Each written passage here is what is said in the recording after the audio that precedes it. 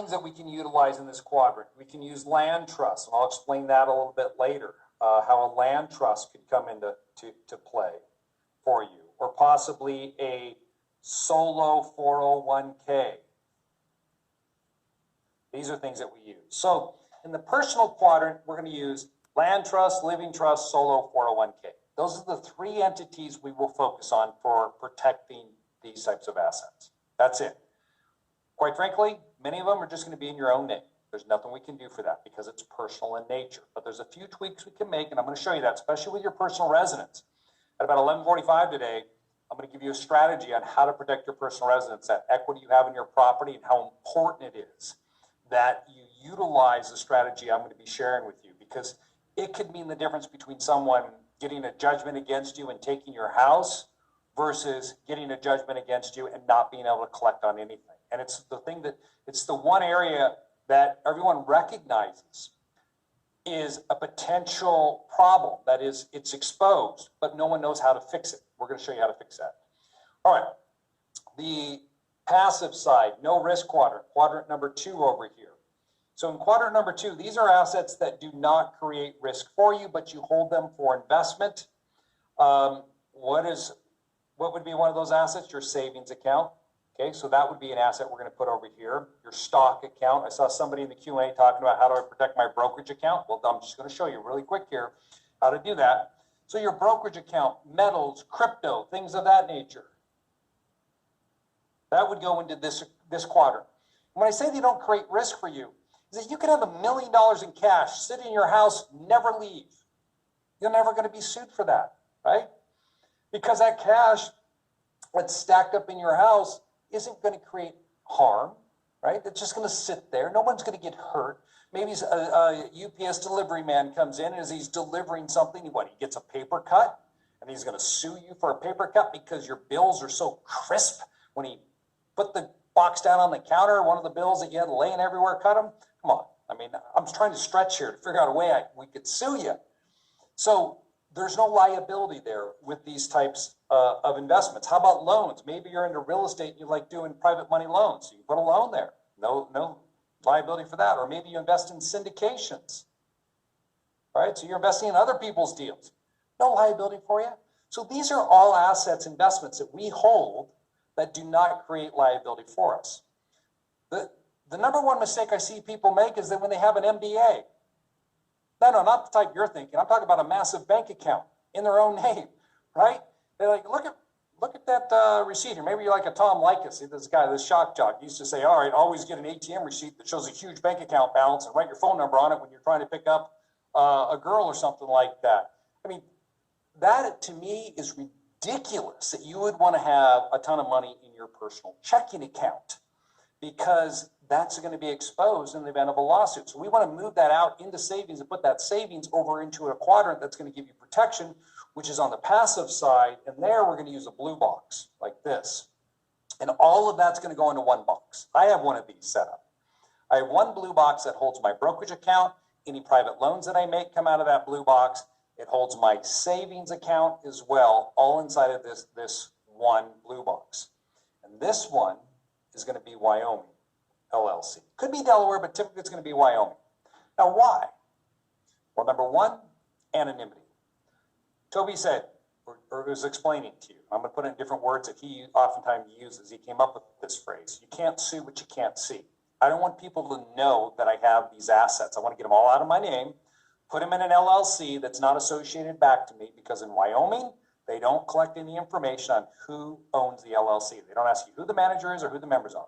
So that's important. So I want to get this LLC set up, move the assets in there. But more importantly, what am I trying to protect against? I'm trying to protect against people suing me individually and then getting a judgment against me, taking that judgment, garnishing my checking account, garnishing my savings account, garnishing my brokerage account.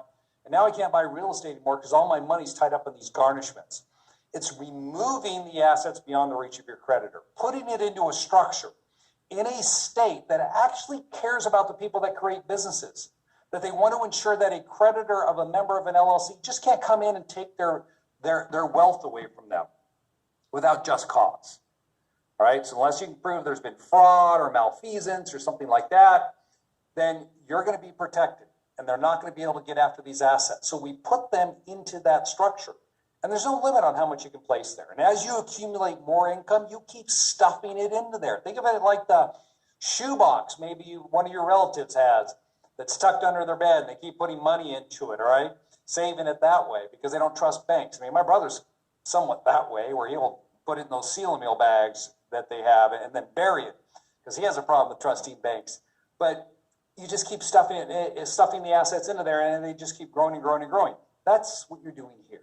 You just keep putting it in. You only need one ending for this type of planning. All right, the business side. This is where you're going to run active business. So that could be something as simple as maybe you like to flip real estate. Maybe you're into wholesaling. Maybe it's short-term rentals that you're into. Maybe it's residential assisted living. Maybe it's just a standard, maybe you're just a long-haul trucker. Long-haul trucking, you know, it can be many things. Maybe you have a surgery center. These are all active businesses. And what do I mean by an active business? Where it requires your efforts or the efforts of your employees to generate the income. The assets themselves don't generate the income.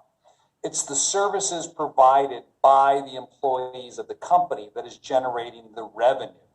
That's what we mean by active. You're actively participating in there. And so on the business side, our concerns are obviously going to be different than the no-risk investment side up here. Here, we are concerned about liability, but it's also taxation. Okay, how that income hits our 1040. That's critical in this quadrant. I already gave you an example of that new business startup using a C corporation to keep all of that off their personal 1040 because a C corporation is in its own tax bracket. So you could lose a ton of money in that C corp and none of it's going to flow down onto your 1040. That's why we made that recommendation to that person with that new startup, because I don't want their 1040 to get polluted by losses for a new business startup, because that pollution is going to prevent them from getting their loans. So here we're focusing on, how do I still look good to lenders? How do I have to take that income? What don't I want the lender to see? That's where you're going to have the control. And so often what we like to do here is we like to use an entity for all this business activity, and it could be a few of these, depending on the types of businesses you're engaged in. This is going to be a corporation or an LLC. And my preference, 85 to 90% of the time, is going to be a C corporation. So you have complete control over your income. I am less about taxes and concerned about paying a little extra employment taxes in this quadrant than I am about ensuring that I can continue to grow, that I can work with lenders and they're not going to know what I have going on the business side. I want to appear to them like everyone else, or for example, I want to appear to them like 85 to 90% of the people they deal with on a day in and day out basis, just a plain old W-2 wage earner, because that's what works for them. That's what they're used to underwriting. And so why change things? Why make it more difficult for the underwriter? I've been down that road where I've almost lost earnest money, significant earnest money, because my tax returns were not acceptable to an underwriter. They couldn't figure it out. And money had gone hard, and I waived financing contingencies to get deals done, and it came right down to the wire. And so when you're thinking about borrowing and building your portfolio, my recommendation to you is that you establish a relationship with a community lender. I use First Citizens Bank here in Washington. Business Bank in Nevada is one we use in Nevada. Toby's cultivated for us.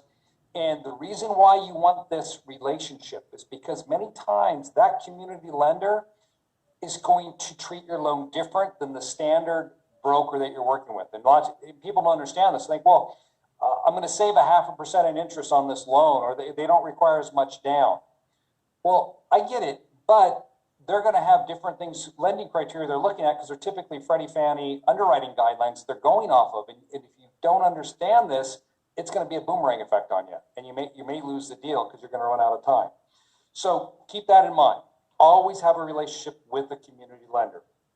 Now, the risk quadrant. This is where we keep the assets that pose risk for us. And that's why you're here today. That's where we put our real estate. Okay, this is the stuff that we're buying that creates liability for us. and we need to protect ourselves from the asset itself. So if somebody slips and falls or whatever, they get hurt on the property because it burns down, we don't have working smoke detectors, or maybe there's a dog that our tenant has that mauls the neighbor who's in the backyard trying to get her dog off of your tenant's dog. I'm just giving everything that we talk about here are real stories that have occurred that we've worked with clients and reasons they've been sued for these types of situations. And now they're all real estate investors. So we want to make sure that we're protecting ourselves from our real estate and our real estate from our liabilities as well. So oftentimes in this quadrant, not oftentimes, I mean, what we're going to use here are LLCs.